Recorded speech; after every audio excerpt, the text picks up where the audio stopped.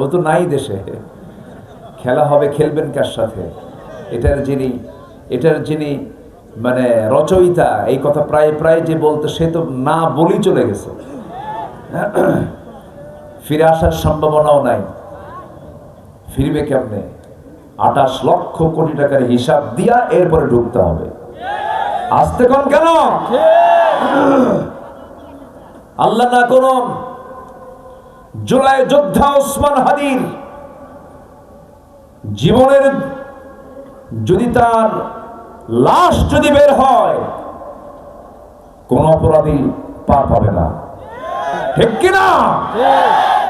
পরাজিত শক্তির আক্রমণে আক্রান্ত আজকে ওসমান হাদি। চোরাগুপ্তা করে হামলা করে রক্তাক্ত করতে পারো, কিন্তু আদর্শের পতন তোমরা কখনো ঘটাতে পারবা না। সম্মানিত ভাইয়েরা, সম্মানিত বন্ধুগণ, তাহলে হক কি আমরা নষ্ট করব না? হক নষ্ট করা যাবে না। আপনি একটা মানুষকে হত্যা করলেন, তার ছেলে আছে, মেয়ে আছে, বউ আছে, বউটাকে বিধবা, ছেলেটাকে সন্তানকে এতিম, মা অসহায় করে একটা লাশ বানায় ফেললাম, তোমার জন্য জাহান্নাম। তোমার জন্য কি? জাহান্নাম। জাহান্নাম। এজন্য কোন হক আমরা নষ্ট করব না। জোরে বলি ইনশাআল্লাহ। ইনশাআল্লাহ। আজকে আলোচনার সাবজেক্ট কি বলেন? হক। হক, অধিকার, রাইটস। আমরা অধিকারকে কখনো নষ্ট করব না। যার যা পাওয়া তা আমরা দিয়ে দেব। টুপি থাকার জায়গা কোথায়? বলেন কোথায়? মাথায়। টুপি মাথায় না দিয়ে হাঁটুতে দিলে কাম হবে? হবে না। জুতো থাকে কোথায়? যদি গলায় দিয়ে দেন হবে? হবে না। যার যেটা দরকার, যেখানে দরকার তার সেখানেই দিয়ে দিতে হবে। এটাই হচ্ছে হক, অধিকার।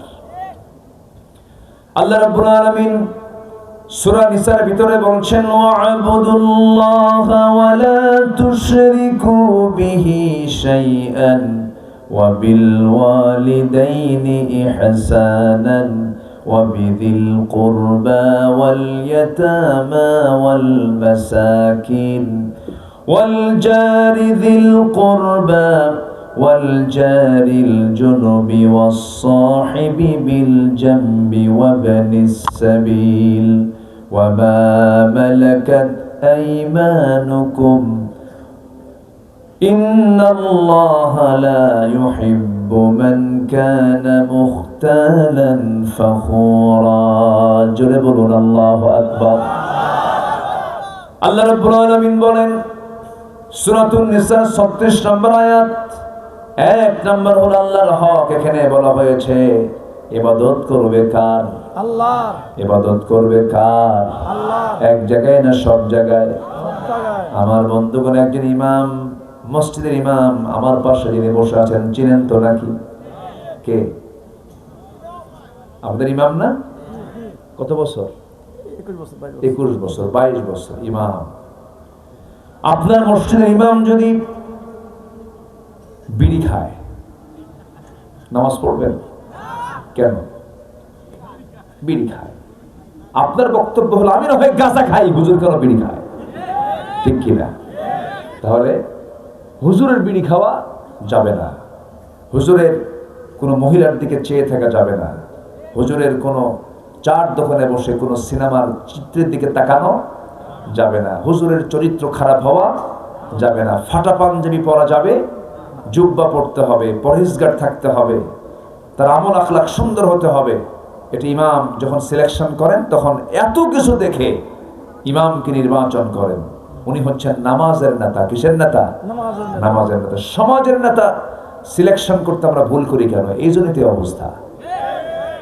সমাজের নেতা যারা হবে তাদের চরিত্র যদি সুন্দর হতো, আজকে ওসমান হাদিদের গুলিবিদ্ধ হওয়া লাগতো না, আজকে জীবন দেওয়া লাগতো না, আজকে অসংখ্য মায়ের কোল খালি করা লাগতো না, খালি হতো না। শুধুমাত্র মূল কারণ হলো আমরা নেতাগুলোকে আমরা বেছে বেছে নির্বাচন করতে পারিনি। মদের বোতল নেশার আড়াত থাকে, ওকে দেয় হলো মন্ত্রীর দায়িত্ব। হ্যাঁ, পরনারী দিয়ে হাত পাটি পায়ে দেয়, ওপেন সেক্রেটারি গুলো আকাম কুকাম করে বেড়ায়, এরা হয় জাতির নেতা, এরা মন্ত্রণালয় চালায়, এরা অ্যাডমিনিস্ট্রেশন চালায়, এরা কোর্ট কাছারি চালায়, এরা বিচার করে। এই চরিত্রহীন লম্পট গুলো, কুকুর চরিত্রের মানুষগুলো, আমরা এগুলো আর দেখতে চাই না। সব দেখে শেষ করে দিয়েছি। আমরা আগামীর দেশকে সাজাতে চাই কোরআনের দেশ দিয়া।